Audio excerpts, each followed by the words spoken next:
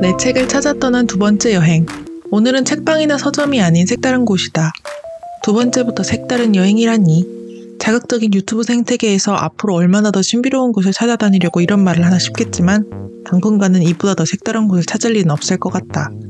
오늘 방문할 곳은 책방이 아닌 도서관이기 때문.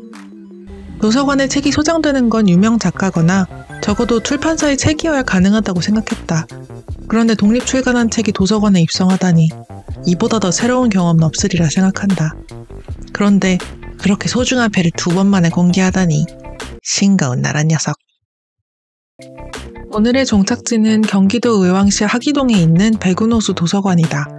백운호수 도서관은 의왕시의 10번째로 생긴 도서관으로 백운 커뮤니케이션 센터 4층에 둥지를 틀고 있다. 2022년 5월에 개관한 도서관답게 세련되고 깔끔했으며 머릿속에 있던 전형적인 도서관이라는 느낌보다는 모던한 사랑방이라는 말이 훨씬 더 어울리는 공간이었다.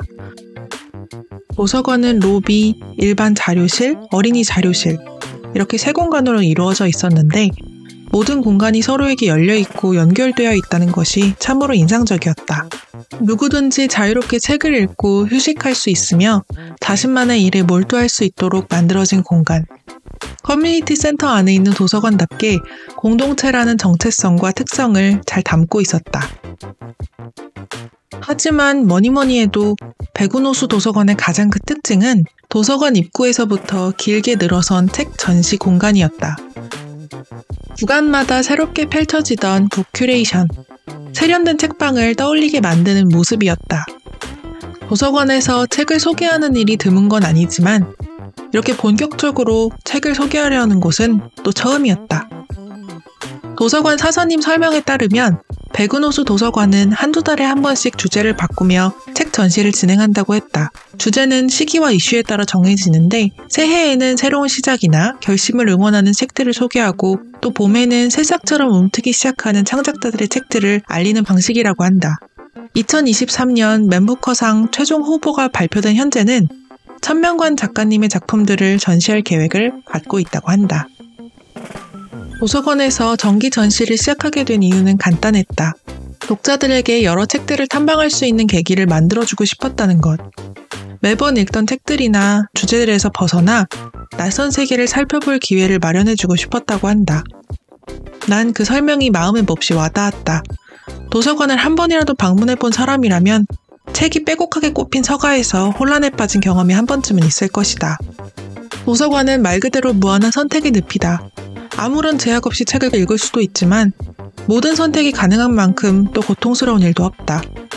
낯선 주제의 책을 읽으려고 시도해보는 경우가 없는 것도 아니지만 어디서부터 어떻게 손을 내밀어야 할지 도통 모르겠는 경우가 태반이다. 책장에 붙어있는 주제만 보고 들어온 모습 그대로 후진해서 빠져나간 경험도 한두 번이 아니다. 아니 점심 메뉴도 못 고르는 마당에 대체 뭘 고르라고. 이쯤에서 눈치채신 분들도 있겠지만 맞다. 이건 내 얘기. 하지만 음식을 편식하면 어딘가 문제가 생기듯 책 편식도 그러하다. 지식이 말라깽이가 되거나 반대로 한 부분만 너무 뚱뚱해지거나 그마저도 아니면 비좁은 식견의 경주마가 되어버린다. 그러니까 그러지 않으려면 어떠한 형태든 도움을 받는 게 좋은데 백운호수 도서관의 색다른 주제의 도서 전시 그리고 책마다 적혀있는 짧은 설명들은 나와 같은 불균형한 독서 습관을 가진 사람들의 마음의 장벽을 조금은 낮추어주는 역할을 하고 있었다. 여태 알지 못했던 책들을 한 권 한 권 둘러보던 중 나는 금세 내 책과 마주했다. 나의 책은 새싹처럼 작지만 강한 독립출간 책이라는 테마의 전시 한 구석, 수많은 독립출간 책들 사이에서 어깨를 으쓱하며 얼굴을 내보이고 있었다. 다시 만난 나의 책은 예전보다 살짝 손때가 묻어 있었다. 갓 재본이 끝난 깨끗한 모습만을 기억했던 나는 여러 사람의 손을 거쳐 조금은 꼬질해진 나의 책이 조금은 낯설었다. 하지만 그 낯섦이 좋았다. 누군가에게 읽힌 흔적이 있다는 것, 그건 책이 자신의 역할을 잘 해내고 있다는 증거였다. 책을 만든 사람으로서 책이 재구실을 하고 있다는 사실만큼 또 기쁜 일은 없다. 그리고 또 다른 기쁜 사실 하나. 도서관 사서님께서 책에 서명을 요청해 주신 것. 벌써 두 번째 서명이라니. 아무런 기대 없이 방문했던 곳이었다. 그런데 책에 무려 서명 요청을 받다니 정말 할렐루야다. 고작 2번밖에 안 해본 서명이지만 다른 사람의 부탁으로 하는 서명은 언제나 짜릿하다. 서명을 마치고 약간의 독서와 필서를 마무리한 후 도서관 문을 나섰다. 이번에도 나의 책은 안락한 자신만의 자리를 잘 마련하고 있었다. 책은 여러 이름을 갖는다.